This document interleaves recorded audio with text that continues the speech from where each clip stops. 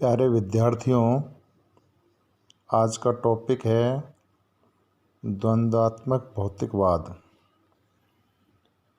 Marks के चिंतन में द्वंद्वात्मक भौतिकवाद सबसे महत्वपूर्ण तथा आधारभूत अवधारणा माना जाता है। उनके किसी भी विचार को द्वंद्वात्मक भौतिकवाद से अलग करके नहीं समझा जा सकता। द्वंद्वात्मक भौतिकवाद को समझने से पहले इसके अर्थ को समझना आवश्यक है। द्वंद्वात्मक भौतिकवाद में दो प्रमुख दशाओं अथवा अवधारणाओं को समावेश है, द्वंद्व तथा भौतिकता। द्वंद्व का सामान्य अर्थ दो दशाओं अथवा स्थितियों के बीच परस्पर संघर्ष होना है। भौतिकवाद एक ऐसी दशा है जिसमें व्यक्ति का चिंतन, उसके द्वारा किए गए कार्य तथा प्रेरणाएं भौतिक दशाओं से प्रभावित होने लगती हैं। दूसरे शब्दों में, जब हम भौतिक अथवा आर्थिक शक्तियों को ही प्रत्येक घटना का कारण और परिणाम मानने लगते हैं, तब इसी दशा को भौतिकवाद कहा जाता है। इस प्रकार स्पष्ट होता है कि द्वंद्वात्मक भौतिकवाद से एक ऐसी दशा का बोध होता है जिसमें भौतिक शक्तियों के बीच होने वाले संघर्ष को ही विभिन्न घटनाओं के कारण और परिणाम के रूप में देखा जाने लगता है। शाब्दिक रूप में द्वंद्वात्मक भौतिकवाद का अर्थ बहुत सरल प्रतीत होता है, लेकिन मार्क्स ने द्वंद्वात्मक भौतिकवाद को सामाजिक आर्थिक घटनाओं को समझने की एक विशेष पद्धति के रूप में प्रस्तुत किया है। मूल रूप से द्वंद्वात्मक भौतिकवाद का सिद्धांत जर्मनी के प्रसिद्ध दार्शनिक हीगल के विचारों से प्रभावित है। अर्थात बच्चों, कई बार परीक्षाओं में ये पूछा जाता है कि मार्क्स ने द्वंद्ववाद की अवधारणा किससे ग्रहण की, तो उसका नाम है हीगल। लेकिन फिर भी मार्क्स का द्वंद्ववाद हीगल के द्वंद्ववाद से बिल्कुल भिन्न है। इस स्थिति में यह आवश्यक है कि मार्क्स के द्वंद्ववाद को समझने से पहले हीगल के द्वंद्ववाद को समझ लिया जाए। हीगल का द्वंद्ववाद। हीगल जर्मनी के एक प्रमुख दार्शनिक के रूप में प्रसिद्ध हैं। उन्होंने प्राकृतिक घटनाओं को समझने के लिए विचारों के विकास को सबसे अधिक महत्व दिया तथा विचारों के विकास को द्वंद्वात्मक पद्धति के आधार पर स्पष्ट किया। हीगल ने अंग्रेजी भाषा के डायलेक्टिकल शब्द को ग्रीक भाषा के डायलॉगो शब्द से ग्रहण किया। ईसा से पहले यूनान के राज दरबार में किसी भी घटना की वास्तविकता को जानने के लिए तर्क वितर्क या वाद विवाद की सहायता ली जाती थी। तर्क वितर्क की इस प्रक्रिया को डायलॉगो कहा जाने लगा। हीगल ने ये स्पष्ट किया कि प्राकृतिक घटनाओं में भी निरंतर परिवर्तन होता रहता है, जिन्हें द्वंद्वात्मक पद्धति के द्वारा समझा जा सकता है। हीगल ने द्वंद्ववाद को जिस रूप में स्पष्ट किया, उसे निम्नलिखित विशेषताओं के आधार पर अपन इसको समझ सकते हैं। पहली विशेषता, द्वंद्व या अंतर्विरोध एक सार्वभौमिक घटना है। नंबर 2, प्रकृति के प्रत्येक अंग में द्वंद्व की प्रक्रिया सदैव विद्यमान रहती है। नंबर 3, द्वंद्व की प्रक्रिया को वाद, प्रतिवाद और संवाद के रूप में देखा जा सकता है। नंबर 4, प्राकृतिक घटनाओं के समान समाज का विकास भी विचारों के द्वंद्व का परिणाम है। नंबर 5, वैचारिक द्वंद्व समाज में धीरे धीरे परिमाणात्मक परिवर्तन पैदा करता है। इस प्रकार हीगल ने माना कि सर्वप्रथम कोई घटना घटित होती है तो वाद उत्पन्न होता है, फिर उसका प्रतिवाद आता है, फिर संवाद आता है, संवाद के बाद पुनः वाद आता है, फिर प्रतिवाद और फिर संवाद। ऐसी घटनाएं हमेशा चलती रहती है। मार्क्स इसको द्वंद्ववाद मानता है, जो हीगल की अवधारणा थी, और मार्क्स ने हीगल से ही द्वंद्ववाद को ग्रहण किया। इसके बाद फ्यूअरबॉक का भौतिकवाद। हीगल तथा उनके अनुयायियों के अतिरिक्त मार्क्स का द्वंद्वात्मक भौतिकवाद फ्यूअरबॉक की भौतिकवादी विचारधारा से भी प्रभावित हुआ। फ्यूअरबॉक ने अपनी पुस्तक ईसाई धर्म का सार 1841 में धार्मिक विश्वासों को ऐसे अलगाववादी तथ्य के रूप में स्पष्ट किया जो लोगों को वास्तविकता से दूर ले जाता है। उनके अनुसार धर्म ही व्यक्तियों का शोषण करता है। हमें अपने अतीत और भविष्य को समझने के लिए हीगल द्वारा बताई गई निरपेक्ष आत्मा की जगह दूसरे व्यक्तियों के साथ स्थापित होने वाले संबंधों को जानना आवश्यक है।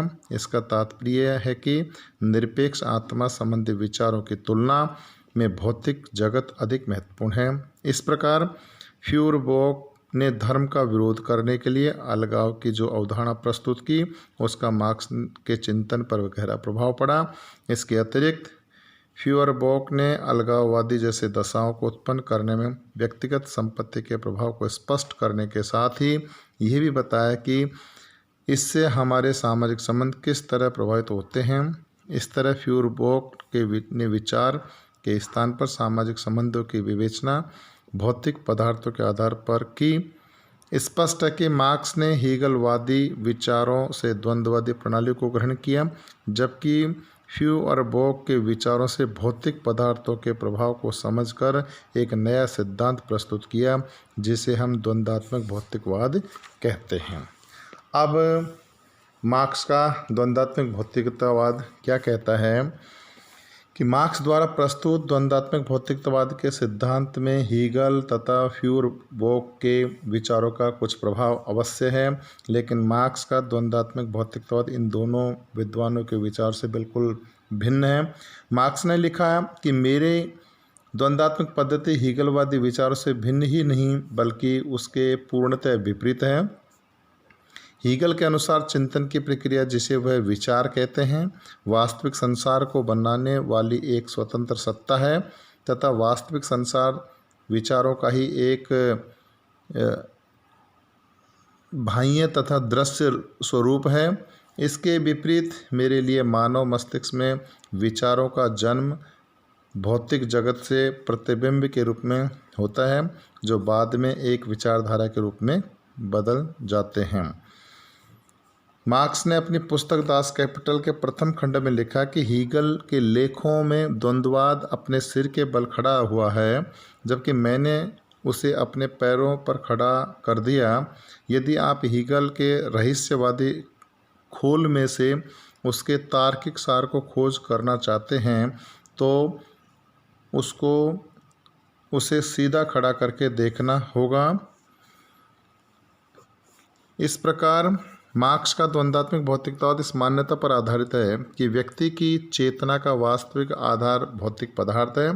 भौतिक पदार्थों का संचालन उन्हीं में निहित कुछ आंतरिक विरोधों के द्वारा होता है। विभिन्न प्राकृतिक तथा सामाजिक घटनाओं की पारस्परिक निर्भरता तथा अंतर संबंध इन गतिशील पदार्थों के विकास से ही प्रभावित होते हैं। मार्क्स ने इन विचारों को स्पष्ट करते हुए लार्सन ने लिखा कि पदार्थ चेतना की उपज नहीं है बल्कि चेतना पदार्थ की ही उन्नत उपज है।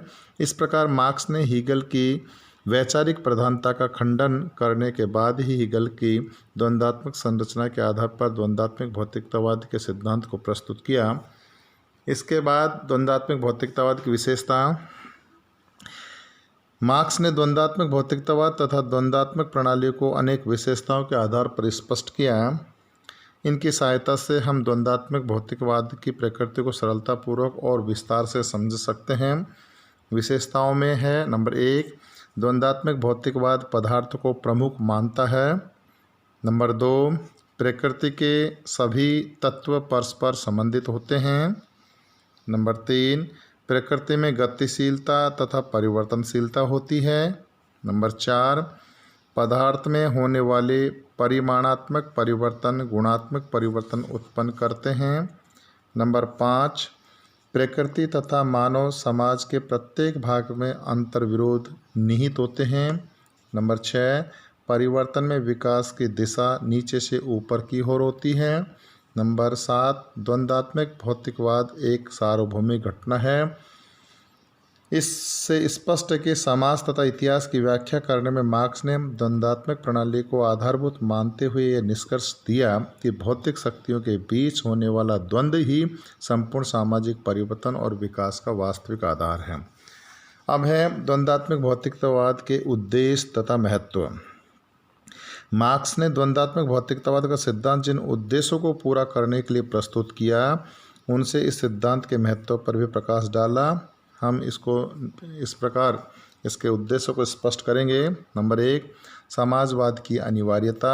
नंबर 2, परिवर्तन की अनिवार्यता। नंबर 3, वर्ग संघर्ष की अनिवार्यता। 4, क्रांति का औचित्य। नंबर 5, श्रमिकों को संगठित होने की प्रेरणा।